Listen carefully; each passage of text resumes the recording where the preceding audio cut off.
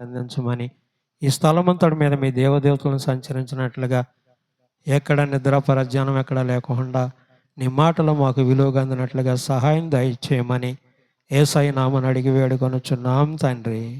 ఆమేన్.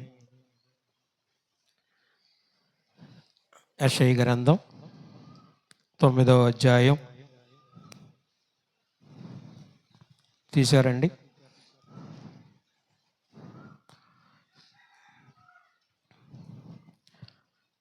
2.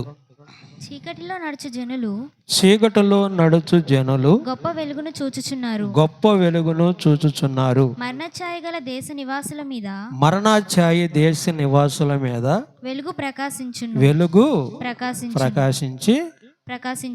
ప్రకాశించును. నీవు చాలమ్మా.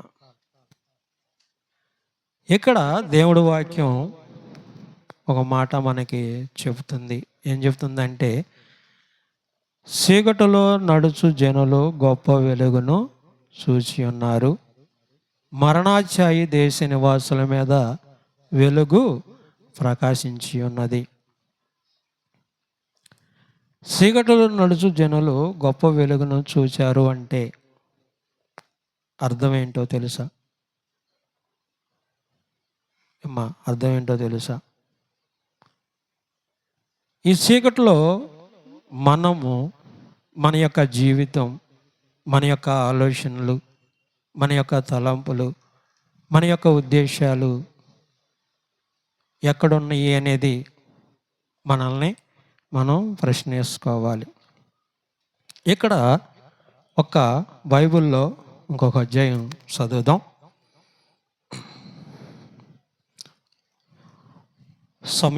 ఒకటో సమూయేలు గ్రంథం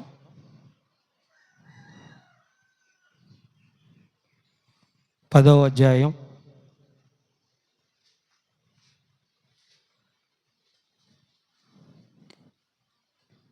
1వ వచనం. అప్పుడు సమూయేలు అందరు తీశారా? సమూయేలు గ్రంథం 1వ సమూయేలు 10వ అధ్యాయం 1వ వచనం. అప్పుడు సమూయేలు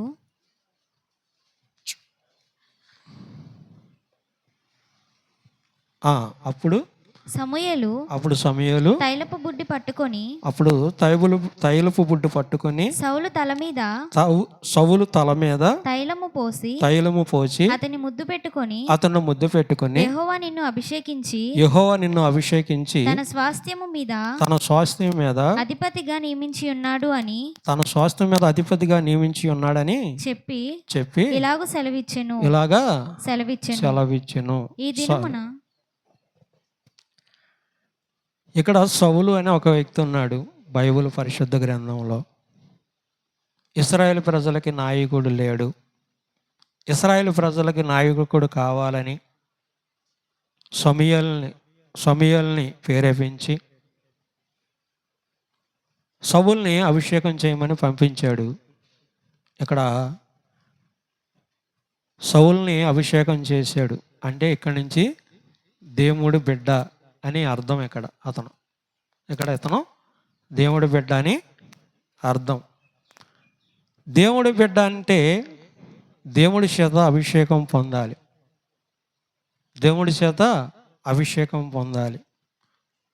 దేవుడి యొక్క ఆలోచన, దేవుడి యొక్క తలంపుల్ని మనం ఇక్కడ సంపాదించుకోవాలి.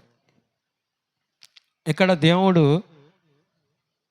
నిన్ను, నన్ను, మనందరినీ కూడా ఒకే మాట అడుగుతున్నాడు. ఏమడుగుతున్నాడు అంటే, నా మందిరానికి లేదంటే నా గుడికి మీరు నా సన్నిధికి వస్తున్నారు. నా సన్నిధిలో కూర్చొని నా విలువైన మాటలు మీరు వింటున్నారు. మరి నా రక్షణని మీరు సంపాదించుకున్నారా?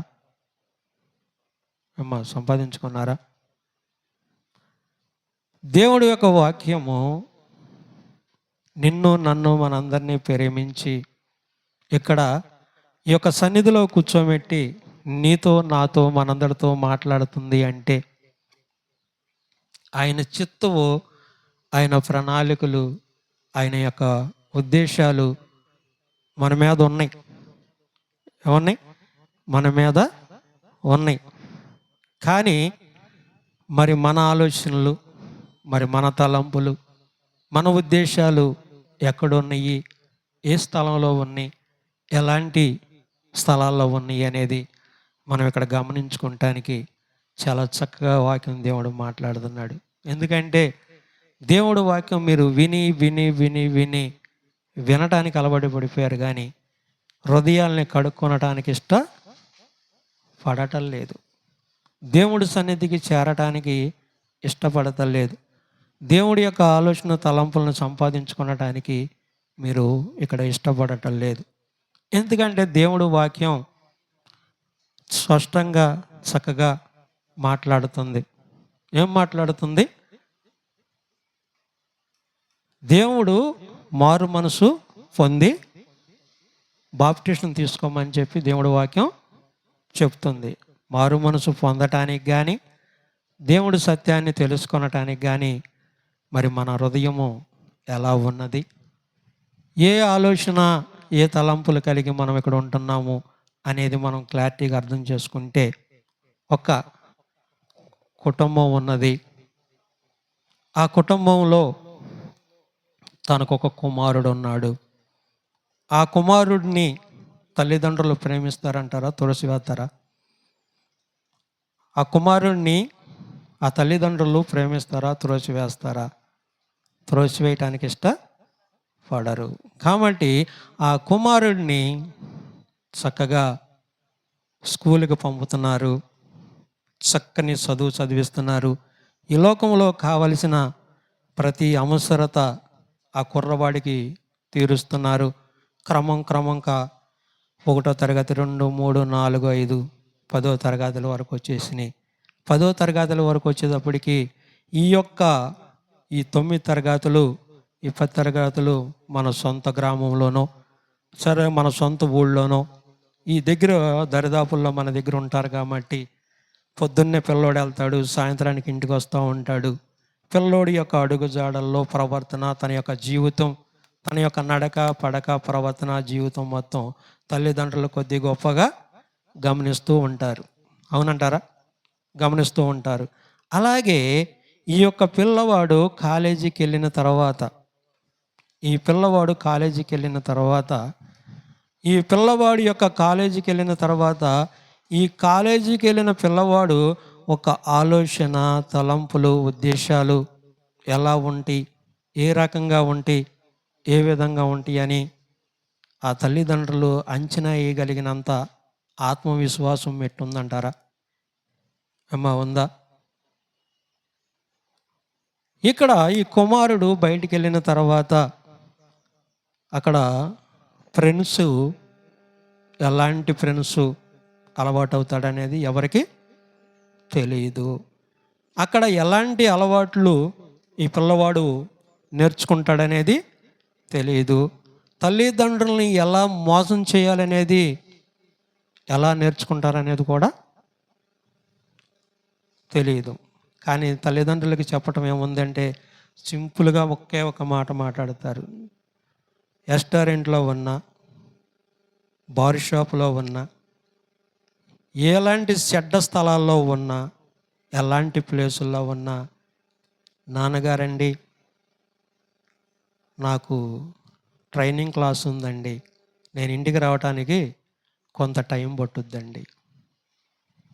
తల్లిదండ్రుల ఇంటికాడ అబ్బా నా కుమారుడు ఎంత బాగా చదువుతున్నాడు, ఎంత ప్రయోజకుడు అవుతున్నాడు, నా కుమారుడు ఎంత ప్రయాసపడుతున్నాడు, నా కుమారుడిని కలెక్టర్ చేయాలని, లేదంటే లాయర్ని చేయాలని, లేదంటే డాక్టర్ని చేయాలని, లేదంటే ఒక పోలీస్ అధికారిని చేయాలని ఇంటికాడ తల్లిదండ్రులు కలలకంటూ ఆశపడుతూ ఆనందిస్తూ సంతోషపడుతూ కుమారుడికి ఎంత డబ్బు కావాలంటే అంత డబ్బు, ఎలాంటి బట్టలు కావాలంటే అలాంటి బట్టలు, ఆ కుమారుడికి బండి కావాలంటే బండి, ఏది కావాలంటే అది సమస్తము సమకూరుస్తారు తల్లిదండ్రులు. అవునా?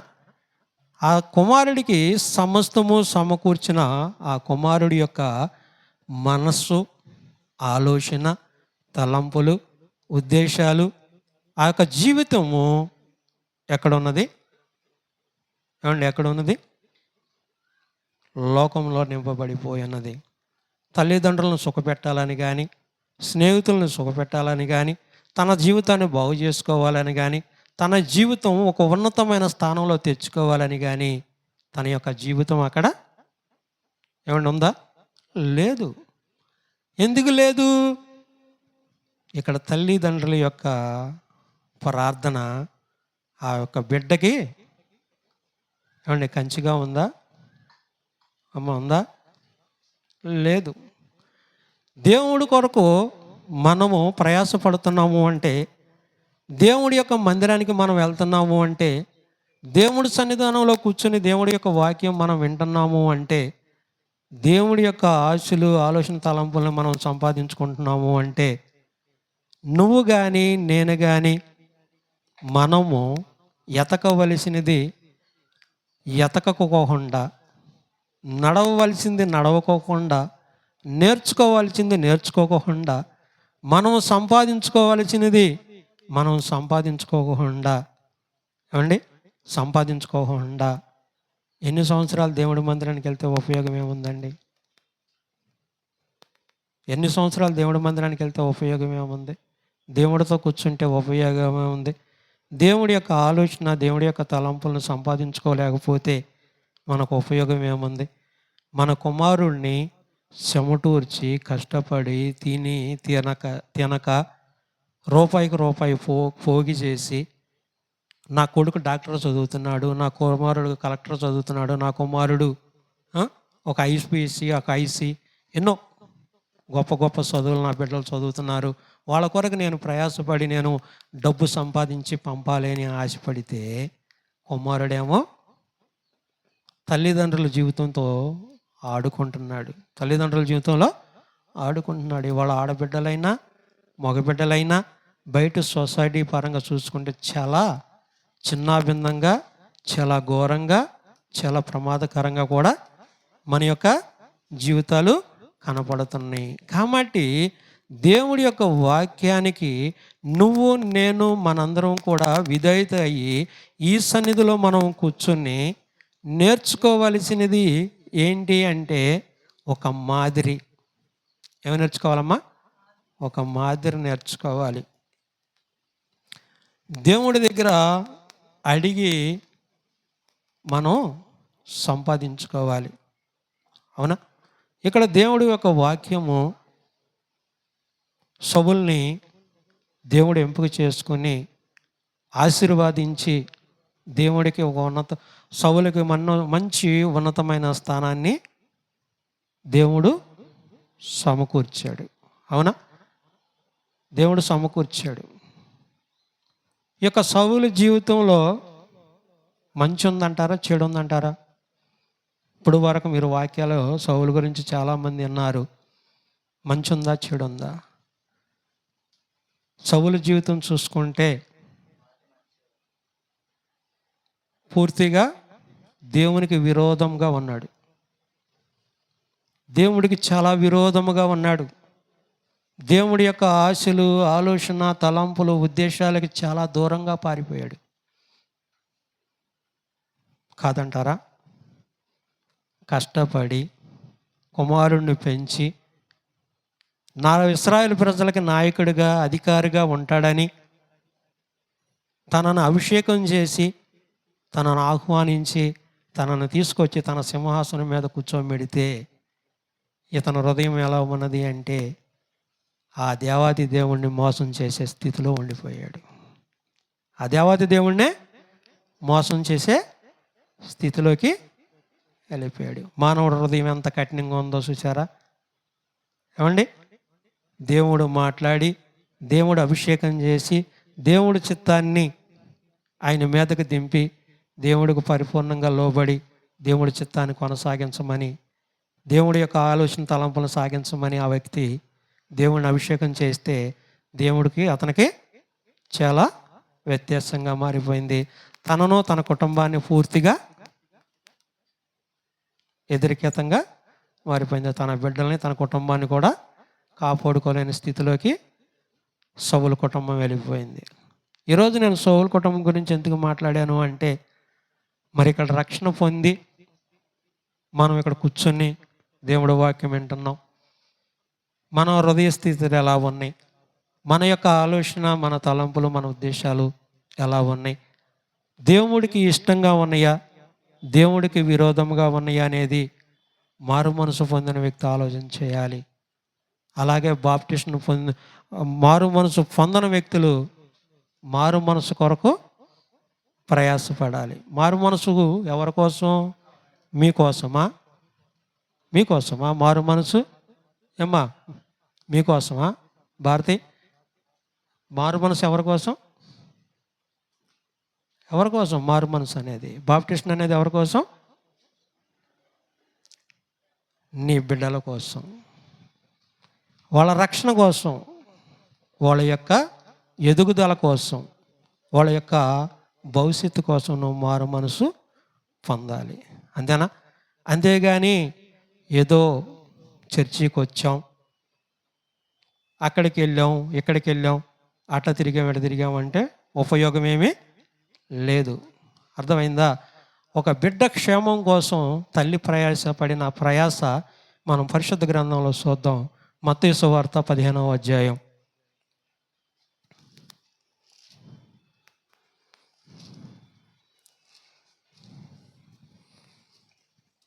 మత్తయి సువార్త 15వ అధ్యాయం 26వ వచనం. అందుకు ఆయన పిల్లల రొట్టె తీసుకొని కుక్క పిల్లలకు వేయుట యుక్తము కాదని చెప్పగా ఆమె నిజమే ప్రభువా, కుక్క పిల్లలు కూడా తమ యజమానుల బల్ల మీద నుండి తన యజమాను బల్ల మీద పడును ముక్కలు తినును కదా అని చెప్పెను. అందుకు యేసు అమ్మా నీ విశ్వాసము గొప్పది, నీవు కోరినట్లే నీకు అవునుగాక అని ఆమెతో చెప్పెను. ఆ గడియలోనే ఆమె కుమార్తె స్వస్థత నొందెను. ఇక్కడ దీనికి అర్థం ఏంటి అంటే, దీనికన్నా ముందు చదువుకుంటే తన కుమార్తె ఒక అనారోగ్యంతో బాధతో పడుతుంది, దెయ్యం పట్టింది, చాలా బాధతో, చాలా హింసలతో, చాలా కష్టాలతో ఉంది. యేసు ప్రభువుని నమ్ముకోల, నిజదేవుడుగా ఆమెని ఒప్పుకోల, ఆయన దగ్గరికి వెళ్ళడానికి భయపడుతుంది. యేసు ప్రభు దగ్గరికి వెళ్ళడానికి భయపడుతుంది, దేవుడి దగ్గరికి వెళ్ళట్లా. కానీ ఆయన చేసే గొప్ప కార్యాలన్నీ ఆమెకి తెలుసు. కానీ ఏం చేయాలి? ధైర్యం చాలక ఎవరూ లేకుండా వెళ్ళి, అయ్యా నా బిడ్డని బ్రతికించు, నా బిడ్డని రక్షించు, నా బిడ్డని కాపాడు అని అడుగుతుంది అన్నమాట. నీ విశ్వాసమే నిన్ను స్వస్థపరిచింది. ఎవరి విశ్వాసం స్వస్థపరిచింది? ఎవరి మీద విశ్వాసం ఉంచారు? దేవుని మీద విశ్వాసం ఉంచారు. ఎవరు ఉంచారు? మనుషులు ఉంచారు. నువ్వు ఉంచావా? మరి నేను ఉంచానా? మనం దేవుడి మీద ఆలోచన తలంపులు కలిగి బ్రతుకుతున్నావా? దేవుడు మనతో మాట్లాడుతున్నాడే, దేవుడి బిడ్డలు మన దగ్గరకు వస్తున్నారే, దేవుడి యొక్క వాక్యాన్ని మనకి ఎంతో విరువుగా వినపడుతున్నదే, అనేక సత్యాలు, అనేక విషయాలు మన ముందు మనకు వాక్యాన్ని బోధిస్తున్నారే, ఈ యొక్క వెలుగుని సంపాదించుకోవాలని ఆశ, తాపత్రం, ఆలోచన, తలంపులు, ఉద్దేశాలు ఎంతమందికి ఉన్నాయండి? మారు మనసు పొందటం అంటే మీరు రక్షణ తీసుకోండి అయ్యా, మీరు మారు మనసు పొందండి అయ్యా, మీరు బాప్టిజం తీసుకోండి అని ఎవరు అనరు, దేవుడి బిడ్డలు అనరు. నువ్వు త్వరితపించాలి, దేవుడి కొరకు నేను నమ్మకంగా యథార్థంగా జీవించాలని ఆశపడాలి. ఈ పాపపు హృదయాన్ని కడుక్కోవాలని ఆలోచన నీకు రావాలి. ఈ పాపపు లోకాన్ని నుంచి నేను పరలోకానికి చేరాలనే ఆశ, కోరిక నీకు కావాలి, తలంపులు నీకు కావాలి. నన్ను, నా కుటుంబాన్ని, నా బిడ్డల్ని ఒక పరలోకానికి నేను చేర్చుకోవాలనే ఒక నమ్మకమైన మనసు నీకు కావాలి, మనసు నీకు కావాలి.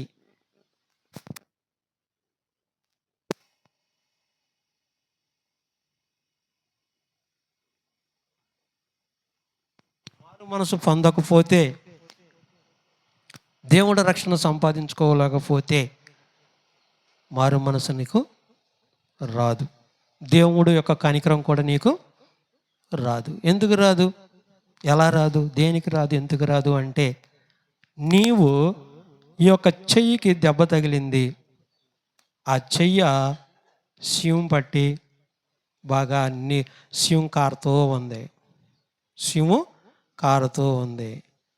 ఒక ఆయిల్మెంట్ తీసుకొచ్చి దానిపైన రుద్దావు, ఒక ఆయిల్మెంట్ తీసుకొచ్చి దానిపైన రుద్దావు. ఆ రుద్ది ఆ చెయ్యి ఎన్నాళ్ళు తగ్గట్లేదు, ఆ చెయ్యి ఎన్నాళ్ళు తగ్గట్లేదు. ఈ చెయ్యి ఎందుకు తగ్గట్లేదని డాక్టర్ని కానీ మెడికల్ షాప్ని ఆయన కానీ ఎప్పుడన్నా నిలదీసావా? ఏమన్నా నిలదీసావా? నిలదీస్తే వాళ్ళు ఏమంటారో తెలుసా? అమ్మా నువ్వు ఆయిల్మెంట్ కొనుక్కెళ్ళావు, మంచిదే. ఆ ఆయిల్మెంటు దేనికి ఉపయోగిస్తున్నావు, ఎలా ఉపయోగిస్తున్నావు, ఏ రీతిగా ఉపయోగిస్తున్నావు అని అడిగాడు అనుకో, ఏముందండి, ఇదిగో ఈ ఆయిల్ చెయ్యి ఉంది, ఈ చేతి మీద పుండు ఉంది, ఈ పుండుకి ఆయిల్మెంట్ నేను రాస్తున్నానండి, తగ్గట్లేదండి, 2 నెలల నుంచి 3 నెలల నుంచి 4 నెలల నుంచి వాడుతున్నానండి, ఈ పుండు మాత్రం తగ్గట్లేదండి నాకు అని అడిగావు అనుకో, ఆయన ఏమంటాడంటే, ఏమ్మా పుండు తగ్గటానికి దాంట్లో సీము ఉంది, చెడు రక్తం ఉంది, చెడు ఉంది. ఆ చెడు మొత్తం తీసేసి మొత్తం క్లీన్ చేసి దానిపైన ఆయిల్మెంట్ రుద్దితే అది బాగుపడుద్ది. అంతేనా? అది బాగుపడుద్ది. లేదంటే అది బాగుపడటానికి అవకాశం లేదు. నువ్వెన్ని వేలు ఖర్చు పెట్టినా, ఎన్ని లక్షలు ఖర్చు పెట్టినా, అవునా, 10 రూపాయలు ఖర్చు పెట్టినా నువ్వు చేయాల్సింది ఏంటి అంటే దాంట్లో ఉన్న చెడు తీయాలి. తీయకపోతే అది మానదు. అలాగే నీవు నేను మనందరంలో మన హృదయాల్లో ఉన్న ఈ యొక్క చెడుని కడుక్కోలేకపోతే, ఈ చెడుని పరిపూర్ణంగా తీసుకోలేకపోతే, మన హృదయము పరిపూర్ణంగా దేవుడి దగ్గర అర్పించుకోలేకపోతే, దేవుడి యొక్క ఆలోచన, దేవుడి యొక్క తలంపులు, దేవుడి యొక్క ఉద్దేశం మనం సంపాదించుకోలేకపోతే, దేవుడి యొక్క దీవెని మనం సంపాదించుకోలేకపోతే, దేవుడి యొక్క ప్రార్థన అంట ఆ గుమ్మం కాడికి వచ్చి అక్కడ నిలబడిపోద్దంట. ఆ గుమ్మం దగ్గరికి వచ్చి నిలబడిపోద్దంట. నిలబడిపోయి ఈ పక్కనేమో చీకటి ఉంటుంది, ఆ పక్కనేమో దేవుడు ఉంటాడు. వీళ్ళిద్దరి మధ్యన ఘర్షణ జరుగుతూ ఉంటుంది. ఏంటి? చీకటిలో వెలుగును చూసిన గొప్ప జనులు, అవునా, చీకటిలో నడుచు జనులు గొప్ప వెలుగుని చూశారు. చీకటిలో నడుచు జనులు గొప్ప వెలుగును చూశారు. చీకటిలోనే ఉన్నాం మనం, గొప్ప వెలుగును చూసాం. గొప్ప ఆలోచన, గొప్ప తలంపులకు, ఉద్దేశాలు కలిగి మనం ఉన్నాం. దేవుడు మన కుటుంబానికి, మనకి, మన బిడ్డలకి ఏదో మేలు చేస్తాడని ఆశపడుతున్నాం. దేవుడి బిడ్డలు ప్రార్థన చేస్తే మన ఇంట్లో గొప్ప కార్యాలు జరుగుతున్నాయి, లేకపోతే మంచి పంటలు పండుతున్నాయి, మన బిడ్డల్ని మనల్ని ఆశీర్వాదిస్తున్నారని మనము ఎంతో ఒక ఆశ, ఆలోచన కలిగి దేవుడి మందిరానికి వెళ్తున్నాం, దేవుడి బిడ్డల్ని ఆహ్వానిస్తున్నాం, దేవుడి దగ్గరికి వెళ్తున్నాం. కానీ ఏం చేయలేదు, మన హృదయంలో ఉన్న చీకటిని ఏమండి తీసేసావా? మనలో ఉన్న పాపాన్ని తీసేసావా? మనలో ఉన్న దోషాలను తీసేసావా? దావీదు గారు ఏమంటున్నాడంటే, నేను తల్లి గర్భములో రూపింపక మునిపే పాపముతో నేను పుట్టినవాడిను, హిమమ్మ కంటే నన్ను తెల్లగా పవిత్రపరచుము. అవునా? మరి దావీదు రాసుకుంటే ఎలాంటి ప్రార్థన చేశాడండి? యెషయా గారు ఏమంటున్నాడు? నేను అపవిత్రమైన పెదవుల గలవాడిని, అపవిత్రమైన పెదవుల మధ్యన నేను నివసిస్తున్నాను, నా పెదవులను నీ అగ్ని చేత కాల్చుము అని అడుగుతున్నాడు. మరి దేవుడి వాక్యానికి ఎందుకు వెళ్తున్నామండి మనం? ఈరోజు మనల్ని మనం ప్రశ్న చేసుకోవాలండి. దేవుడి దగ్గరికి వెళ్ళేది దేనికి? దేవుడి యొక్క ఆలోచన, తలంపులను సంపాదించుకోవడానికా, లేదంటే పై రూపం చూపించుకోవటానికి వెళ్తున్నామా? పై రూపాన్ని చూపించుకోవడానికి మేము దేవుడిని నమ్ముకున్నాం, మేము దేవుడు బిడ్డలమే, మేము చర్చికి వెళ్తాం, మేము బైబిల్ చదువుతాం, మేము ప్రార్థన చేస్తాం, దేవుడు మాకు తోడై ఉన్నాడు అని చెప్పుకోవటానికి మనం చర్చికి వెళ్తున్నామా? లేదంటే మన పరిపూర్ణంగా మన హృదయాన్ని కడుక్కొని మన జీవితాన్ని పరిపూర్ణంగా దేవుడికి అప్పచెప్పుకొని మనల్ని, మన బిడ్డల్ని, మన కుటుంబాన్ని కట్టుకోవటానికి మనం చర్చికి వెళ్తున్నామా? ఎవరు దేని నిమిత్తం మనం చర్చికి వెళ్తున్నాం? అమ్మా, దేనికి వెళ్తున్నాం? ఇక్కడ ఏమన్నట్టుంది? అయ్యా నిజమే, దైవ సేవకులు తినాయి, ఉన్నవాళ్ళు తినాయి, అయ్యి నా పిల్లలకి కాదు. కానీ బల్ల మీద యజమానుడు తినే బల్ల మీద నుంచి ముక్కలు పడతాయి కదా, ఆ ముక్కలు తినటానికి నేను అర్హురాలను కాదా అని అడిగింది. అంటే ఏంటి? బల్ల మీద నుంచి పడే ముక్కలు తినడానికి నేను అర్హురాలను కాదంటే అంత తగ్గించుకుని దేవుణ్ణి అడిగిందనమాట. మరి మనం అడుగుతున్నామా? దేవుణ్ణి ప్రార్థన చేస్తున్నామా? దేవుడి దగ్గరికి వెళ్ళి, ప్రభువా మరి నాకు రక్షణ లేదు కదా, ఈరోజు నేను చనిపోతే మరి పరలోకానికి వెళ్తానా, నరకానికి వెళ్తానా? నా బిడ్డలు ఏమైపోతారు? మరి నా బిడ్డలకి నా ఆదరణ ఏంటి? నా కుటుంబానికి ఆదరణ ఏంటి? మరి నువ్వు ఉన్నావని నమ్ముకుంటున్నాను, నాకు నా కుటుంబానికి నువ్వు ధర్మకర్తగా, అధికారిగా నువ్వు ఉన్నావని నమ్ముచున్నాను. మరి నా పరిస్థితి ఏంటి ప్రభు అని నువ్వు, నేను, మనందరం కూడా దేవుడి సన్నిధికి వెళ్ళి దేవుడి దగ్గరికి వచ్చి దేవుడిని గనక అడగకపోతే, దేవుడు రక్షణ సంపాదించుకోలేకపోతే దేవుడు దీవెన రాదండి. వచ్చుద్దా? నువ్వు చేలో పనికి వెళ్ళి 8 గంటలు కష్టపడితే నీకు, నీ కుటుంబానికి ఆహారం వస్తుంది. అవునా? ఈరోజు నీకు ఒంట్లో బాగాల, నువ్వు ఇంటికాడ ఉన్నావు, మరి డబ్బులు ఇస్తాడా యజమానుడు? ఎందుకని? మరి నీ దేవాతి దేవుడు నీకు మంచి ఆరోగ్యం ఇచ్చి, మంచి నెమ్మది ఇచ్చి, మంచి సమాధానం ఇచ్చి, మంచి ప్రేమ ఇచ్చి, నీ బిడ్డల్ని, నిన్ను, నీ కుటుంబాన్ని ఆశీర్వదించి ఒక ఉన్నతమైన స్థానంలో నిన్ను లేవనెత్తాలని, నీకు ఒక మంచి బాధ్యతని, ఒక భారాన్ని ఇవ్వాలని ఆ దేవాతి దేవుడు నీ కొరకు, నా కొరకు ప్రయాసపడి తన సిలువలో తన ప్రాణాన్ని పెట్టి నీ కొరకు, నా కొరకు రెయ్యంబగులు చేయి చూపుతున్నాడు కదా. ఏమండి, మన ఒంట్లో బాగున్నప్పుడు దేవుడి దగ్గర 3 రోజులు, 4 రోజులు, 5 రోజులు మారు మనసు పొంది మన హృదయాన్ని కడుక్కొని పరిపూర్ణంగా దేవుడికి మన హృదయాన్ని అప్పచెప్పుకుంటే దేవుడు మనల్ని త్రోసివేస్తాడా? ఏమండి, అడుక్కు తినే స్థితిలోకి తీసుకొస్తాడా? ఏమండి, నెట్టేస్తాడా? ఎవరికి భయపడుతున్నాం?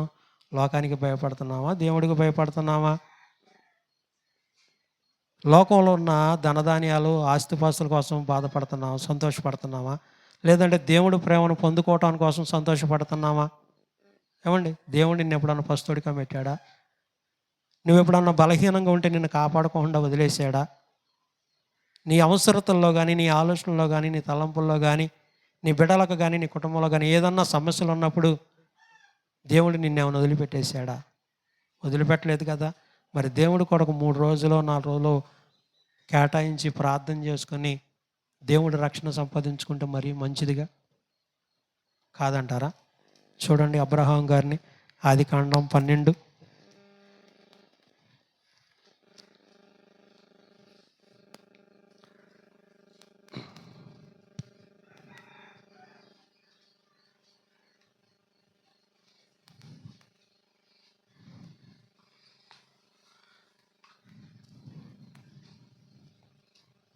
తీశారండి అందరూ? 12 ఫస్ట్ నుంచి చదువునానా? యెహోవా నీవు లేచి నీ దేశము నుండి నీ బంధువుల యొద్ద నుండి నీ తండ్రి ఇంటి నుండి బయలుదేరి నేను నీకు చూపించు దేశమునకు వెళ్ళుము. నిన్ను గొప్ప జనముగా చేసి నిన్ను ఆశీర్వదించి నీ నామమును గొప్ప చేయుదును నీవు ఆశీర్వాదముగా నుందువు. నిన్ను ఆశీర్వదించు వారిని ఆశీర్వదించదను. నిన్ను దూషించు వారిని శపించదను. భూమి యొక్క సమస్త వంశములు నీ యందు ఆశీర్వదించబడునని అబ్రహాముతో అనగా యెహోవా. సొలొమోను. ఇక్కడ అబ్రహాం గారు ఎవరండి? ఐడియా ఉందా మీకేమన్నా? అబ్రహాం గారు ఎవరో ఏమండి చెప్పండి మీరు.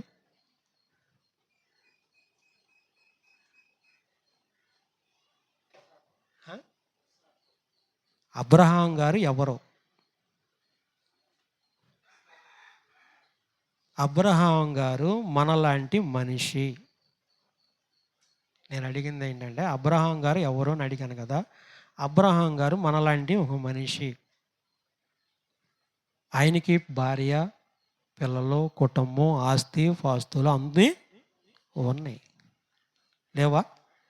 కానీ దేవుడు ఆయన్ని పిలిచాడు. ఏమి పిలిచాడంటే, నీవు లేచి నీ బంధువుల్ని, నీ ఊరిని, నీ స్వస్థాన్ని సమస్తమును వదిలిపెట్టి నువ్వు నన్ను వెంబడించయ్యా. నిన్ను ఆశీర్వదిస్తానయ్యా. గొప్ప జనముగా నేను చేస్తానయ్యా. నిన్ను ఆశీర్వదించే వాళ్ళని నేను ఆశీర్వదిస్తానయ్యా. నిన్ను దూషించే వాళ్ళని నేను శపిస్తాను. నీ దగ్గరికి ఎవరు రారు అనుకుంటున్నావేమో. లోకం చూసి భయపడుతున్నావేమో. లోకం నిన్నేం చేసిద్ది? రక్షణ ఇచ్చుద్దా? కాపుదాలు ఇచ్చుద్దా? పరలోకం తీసుకెళ్తుందా? నువ్వు చచ్చిపోయినాక నీ వెనకాల వాళ్ళు వచ్చేస్తారా? ఏమ్మా,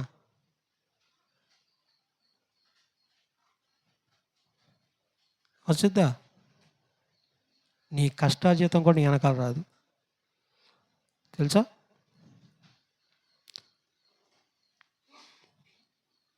చెమటూర్చి సుఖము నిలిచి కష్టం మరిచి ఆస్తులు సంపాదిస్తే ఈ రేతిరే నీ దేవుడు నీ ప్రాణాన్ని అడిగితే వచ్చుద్దా? ఎత్తుకెళ్ళిపోతావురా? ఏం పట్టుకెళ్తా? నీ వంటి మీద ఉన్న సొక్క నా వంటి మీద ఉన్న సొక్క కూడా రాదు. నీ మీద నా వంటి మీద ఉన్న సొక్క కూడా మన వెనకాల రాదు. మొత్తం తీసి బయట పారేసి పెట్టిలో పెట్టి 6 గజాల స్థలంలో పూడ్చేస్తారు. తెల్లారులైతే నీ పేరు కూడా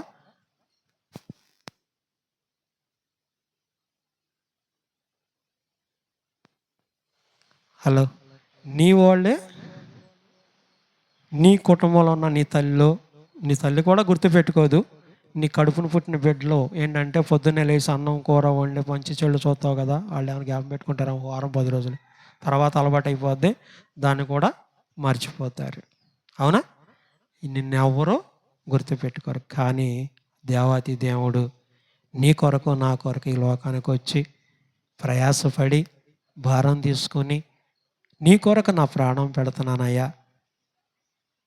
నిన్ను లోకా నుంచి ఈ పాపాన్ని నుంచి కొనటానికి నా రక్షణ అంటే నా విలువైన రక్తాన్ని చిందిస్తున్నానయ్యా, నేను మిమ్మల్ని కొనుక్కున్నాను, నా యందు విశ్వాసం ఉంచండి ప్లీజ్. దేవుడు అడుగుతున్నాడు, బ్రతులాడుకుంటున్నాడు. నా పేరే తెలియని ప్రజలు లక్షల కొలది ఉన్నారు మారుమూల గ్రామాల ఊర్లో పరవీధులు. నా రాకడొస్తే మీరందరూ ఏమైపోతారు? నరకానికి వెళ్ళిపోతారా? నా చేతులతో చేసుకున్నానే, నా చేతులతో పెంచుకున్నానే, నాకు కావాల్సినవన్నీ మీకు ఇస్తున్నానే, మీ అవసరతలన్నీ నేను తీరుస్తున్నానే, నేను మీకు ఎంత సహాయం చేస్తున్నానే, నా దగ్గరకు వచ్చి మీ హృదయాన్ని నాకు ఇవ్వలేరా? మీ స్థానాన్ని నాకు ఇవ్వలేరా? బంధువులు అడ్డమైపోయారా? స్నేహితులు అడ్డమైపోయారా? ఈ లోక భోగాలు అడ్డమైపోయినాయా? మీకేం అడ్డమైపోయింది? ప్రాణం బాగా ఒక 4-5 రోజులు లేకపోతే 1 వారం 10 రోజులు పడుకుంటే మరి ఆ డబ్బులన్నీ ఎక్కడికి వెళ్తున్నాయి? ఎవరన్నా ఇస్తున్నారా? ఎవరన్నా ఇస్తున్నారా? మరి దేవుడి దగ్గరికి వెళ్ళి 1 వారం రోజులు నీకు నీ బిడ్డలకి నీ కుటుంబానికి దీవెన తెచ్చుకోవటానికి 4 రోజులు పని అడ్డం అయిపోయింది. ఇంట్లో సమస్యలు అడ్డమైపోయినాయి. ఇరుగు పొరుగు బంధువులు చుట్టాలు అన్నీ అడ్డమైపోయారు. రక్షణ సంపాదించుకోవటానికి ఇష్టం ఉందా? ఉందా? లేదు. రక్షణ అవసరం లేదు. ఏమైపోయినా పర్వాలేదు, ఈ లోకంలో ఎలా ఉన్నా పర్వాలేదు. ఆల్రెడీ యుద్ధాలు స్టార్ట్ అయిపోయినాయి. రాకడ సమయం దగ్గరగా ఉంది. ఎప్పుడు వచ్చుద్దో, ఎలా వచ్చుద్దో, ఏ విధంగా వచ్చుద్దో తెలియదు. దేవుడు వస్తాడు, ఎప్పుడు వస్తాడో, ఎలా వస్తాడో తెలియదు. నువ్వు వాక్యం వినలేదు, నాకు తెలియదు అంటానికి కుదరదు. ఎందుకనంటే మేము పరిశుద్ధ గ్రంథం పట్టుకున్నావు, పరిశుద్ధ గ్రంథం చదువుతున్నావు, దేవుడు వాక్యాన్ని వింటున్నావు, దేవుడి సన్నిధికి వెళ్తున్నావు, అనేక స్థలాల్లో నువ్వు తిరుగుతున్నావు.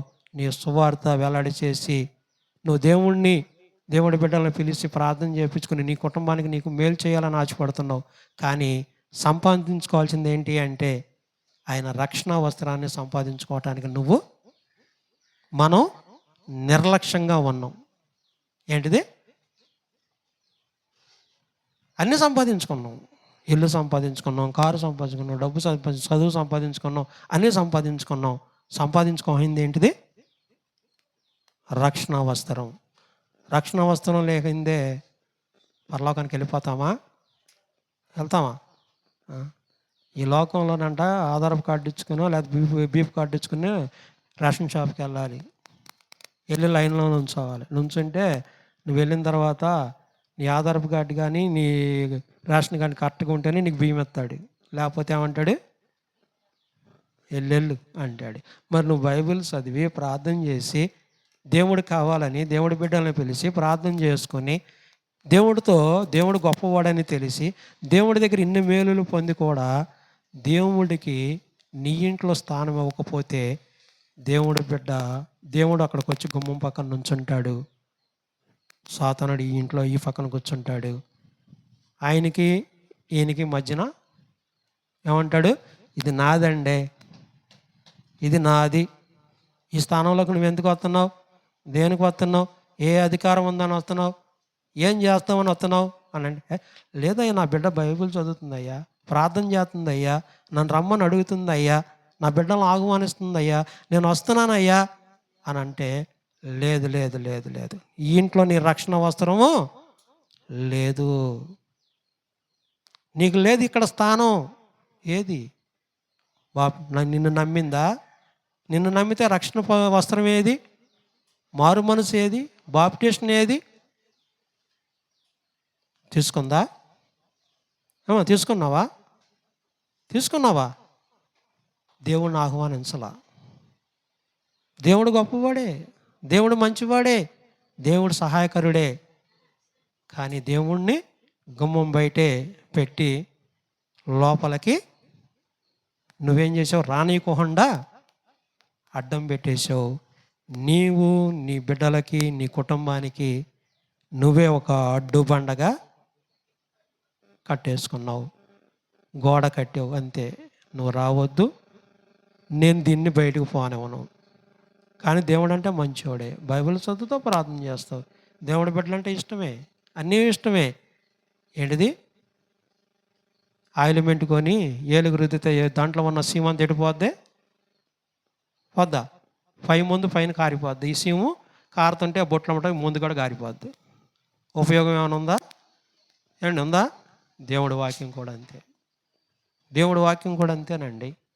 నీ హృదయంలో ఉన్న ఆలోచన, తలంపులు, ఉద్దేశాలు, నీ జీవితాన్ని నువ్వు తీసివేసుకుంటానికి ఇష్టం లేనప్పుడు ఏ మీటింగ్కి వెళ్ళినా, ఏ చర్చిలో కూర్చున్నా, ఎక్కడ కూర్చున్నా, దేవుడిని నీ సొంత రక్షకుడుగా నువ్వు అక్కడ అంగీకరించినా, ఈ మురికి తీయిందే ఈ ఏలెట్టా బాగుపడదో మన జీవితం కూడా ఆ మురికి లాంటిదే ఈ జీవితం. దీన్ని తీసుకోవాలంటే ఏం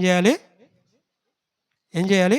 దీన్ని శుభ్రంగా క్లీన్ చేసేయాలి. దీన్ని శుభ్రంగా క్లీన్ చేసేస్తే 2-3 రోజుల్లో, ఒక వారం 10 రోజులు ఇది మానిపోద్ది. అవునా? ఇది మానిపోద్ది. అలాగే మనం కూడా మన ఇంట్లో ఉన్న ప్రతి బలహీనతని, ప్రతి అవసరతని, ప్రతి దాన్ని కూడా మనము జయించాలి అంటే ఏం కావాలి అంటే రక్షణ వస్త్రం అనేది మన ఇంటికి కావాలి. రక్షణ మనకు రావాలి. యేసు ప్రభు మన ఇంటికి రావాలి. మన గృహం మీద యేసు ప్రభు వారే అధికారిగా ఉండాలి. ఎవరుండాలండి? అధికారిగా ఎవరుండాలి? చీకటి ఉండాలా? దేవుడు ఉండాలా? దేవుడు ఉండాలి. దేవుడు ఉండాలంటే ఎలాగా? నువ్వు ఇష్టపడుతున్నావా? నేను ఇష్టపడుతున్నానా? మనం ఇష్టపడుతున్నామా? చాలా జాగ్రత్తగా ఆలోచించుకోవాలి. చాలా జాగ్రత్తగా ఆలోచించుకోవాలండి. ఈరోజే మంద కాదండి. ఏదో రేపు రేపు కాదు, ఎల్లుండి కాదు, అవతల ఎల్లుండి నువ్వు రోజులు గడుపుకుంటూ వెళ్ళిపోవచ్చు. కానీ ఆ రక్షణ వస్త్రం అనేది నీ ఇంట్లోకి ఎప్పుడైతే వచ్చిందో, అదిగో నా బిడ్డ నా దగ్గరికి వచ్చింది, నా దగ్గర కడుక్కుంది, నన్ను అడిగింది, నన్ను బ్రతిలాడింది, నా పాదాలు పట్టుకొని తన కన్నీళ్లతో కడిగింది, తన ఎంటుకలులో నా కన్నీళ్లు నా పాదాలు తుడిచింది, నా రక్షణ ఆమెకి ఇచ్చాను. ఇదిగో ఈ గృహం నాది, నువ్వు ఇక్కడ ఉండటానికి అధికారం ఉందా? నడు. ఆ అధికారం మరి మనం ఇస్తున్నామా? ఆలోచనలు మనం ఇస్తున్నామా? అలాంటి జీవితం మనం ఇస్తున్నామా? మరి దేనికి మనకు దేవుడి వాక్యం? ఏమండి, దేనికండి? ఎక్కడికి వెళ్ళాలి? దేని నిమిత్తం మనం ఎక్కడికి వెళ్ళాలి?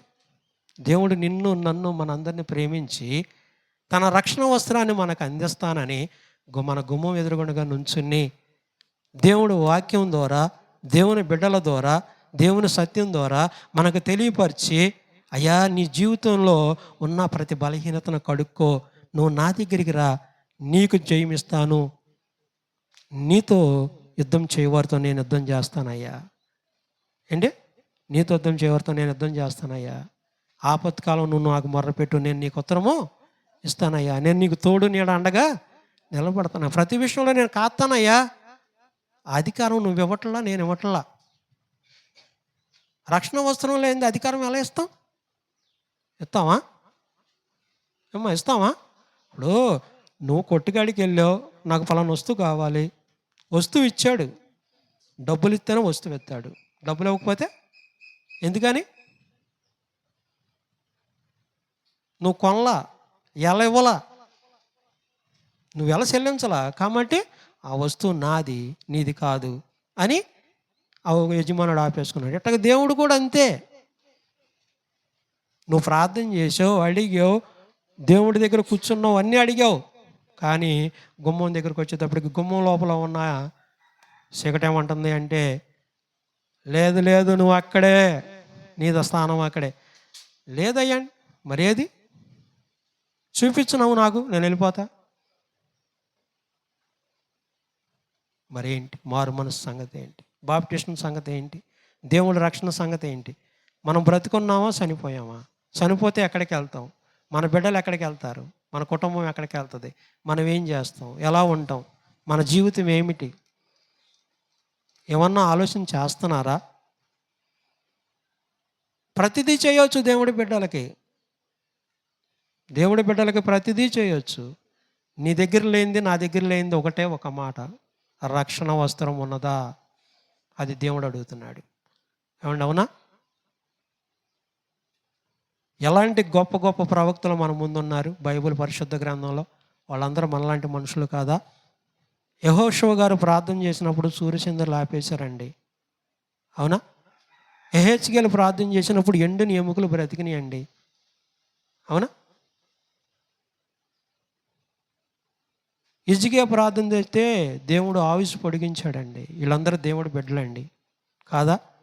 రక్షణ వస్త్రం తెచ్చుకున్నారు, వాళ్ళు దేవుడి దగ్గర సంపాదించుకున్నారు, కాబట్టి వాళ్ళ యొక్క మాటలు శాసనాలుగా అలా నిలబడిపోయినాయి. మరి మనం ఎలా ఉన్నాం? మనం ఏ విధంలో ఉన్నాం? ఎలాంటి ఆలోచన, ఎలాంటి తలంపులు, ఎలాంటి ఉద్దేశాలతో మనం నడుస్తున్నాం? గమనిక ఉందా? ఆలోచన ఉందా? గ్రహించండి అండి. దేవుడి వాక్యం అనేది ఎవరికో కాదండి. మనం ఇక్కడ కూర్చున్న 10 మందిలో నలుగురు పరలోకానికి వెళ్ళి నలుగురు నరకానికి వెళ్తే, అయ్యో వాళ్ళు అక్కడున్నారు, మేము ఇక్కడ ఉన్నామని బాధపడటం తప్ప సంతోషం అనేది ఇక్కడ ఏమీ ఉంటుందా? ఉండదు. దేవుడి బిడ్డల ప్రయాస అదే.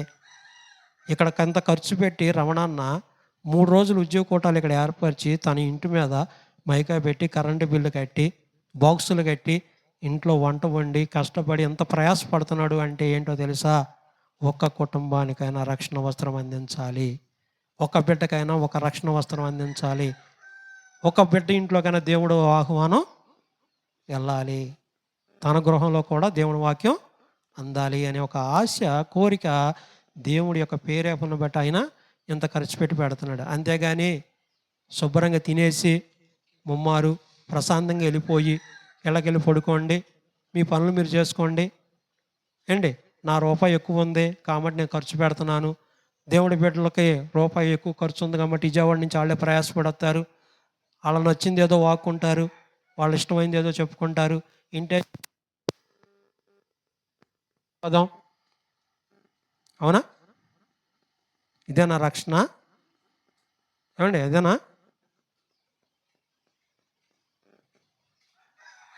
గుర్తుపట్టుకోవాలి, జాగ్రత్త. మనం చనిపోతే నరకానికి వెళ్తామా, పరలోకానికి వెళ్తామా? ఎవరు వేసుకోవాలి ప్రశ్న?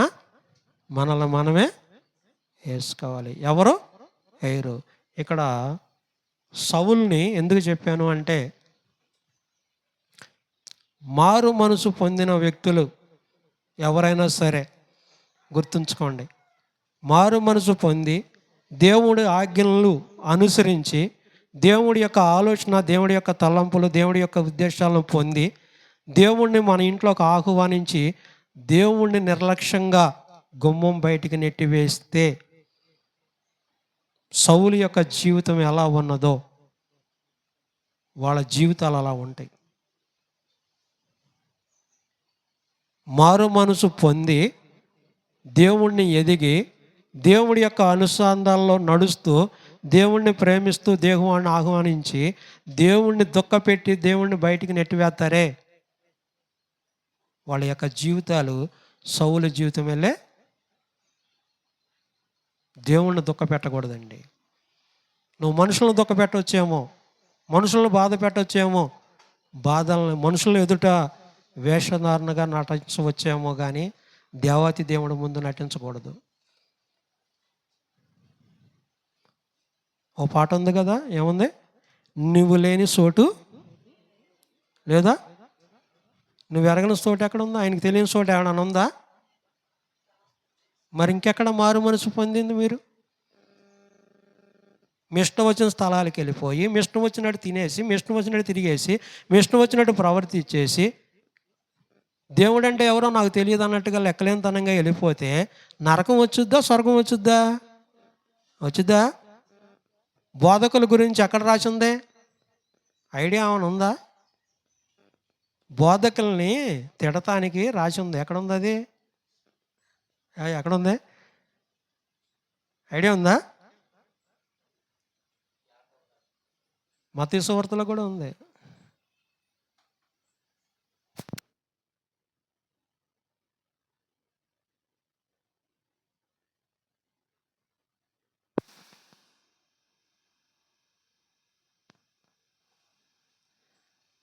మిమ్మల్ని మోసం చేస్తారు, దేవుడి వాక్యంతో మోసం చేస్తారు, బయటోడితో కాదు.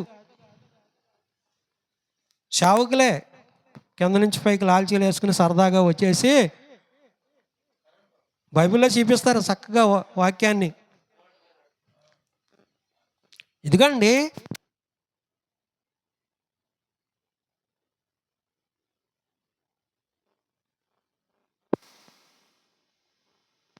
చేస్తారు, దారి మళ్ళిస్తారు. దారి మళ్ళించిన తర్వాత ఏమంటారు? అయ్యా నీ పేరు మీద మేము దెయ్యాలను వెళ్ళగొట్టలేదా? అయ్యా మీ పేరు మీద మేము స్వస్థత ప్రార్థనలు చేయలేదా? మేము గొప్ప కార్యాలు చేయలేదని అడిగితే, ఓ సర్ప సంతానమా మీరెవరో నాకు. మత్తయి సువార్త 18-19 నుంచి ఉంటాయి ఈ మాటలు. ఏమండి, అవునా? గ్రహించండి, ఆలోచన చేయండి. దేవుడు నిన్ను నన్ను మనందరినీ ప్రేమించి ఎందుకు పిలుస్తున్నాడో తెలుసా? తన రక్షణ వస్త్రం మనందరికి ఇవ్వాలని, మనందరినీ తన కౌగిట్లో చేర్చుకుని తన బిడ్డలుగా ముద్దాడాలని ఆశపడి ఆలోచన పడి ఈ రోజున ఈ 3 రోజుల ఉద్యోగ కూటాలు మన కొరకు ఏర్పరిచి మన హృదయాల్లో ఏదన్నా కల్మిషం అని కానీ ఏదన్నా చెడు కానీ ఉంటే వాటిని కడుక్కుని పరిపూర్ణంగా దేవుడి దగ్గరికి వెళ్ళి దేవుడి దగ్గర కూర్చో.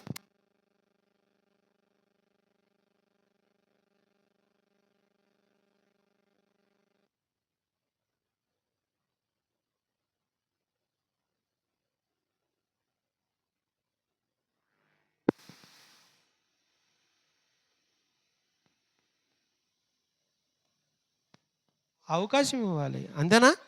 ఇప్పుడు నీ ఇంటికి ఒక ఎవరో ఒక ఎంప్లాయో లేదా డాక్టర్ గారు ఎవరో వచ్చారు, అయ్యా నీ ఒంట్లో బాగాలేదు, ఇదిగో ఇంజక్షన్ చేయాలి, లేకపోతే నీకు కుదరదు అన్నాడు అనుకో, బలేవాడివా నీకు 10 రూపాయలు ఇవ్వాలి ఎందుకు నువ్వు పో అంటే జ్వరం తగ్గుద్దా? ఒంట్లో రోగం తగ్గుద్దా? మరి తగ్గదు. దేవుడు కూడా అంతే. ఆయన రక్షణ సంపాదించుకోవాలి. వచ్చాడు నీ దగ్గర కోసం, నా దగ్గర కోసం, మన కోసం వచ్చాడు. ఈ రోజులు 3 రోజులు ఉద్యోగ కూటాలంటే అంటే మన కోసమే, బయట వాళ్ళ కోసమా? ముందు నువ్వు రక్షణ పొందావు అయ్యా. మనం రక్షణ పొందాలి.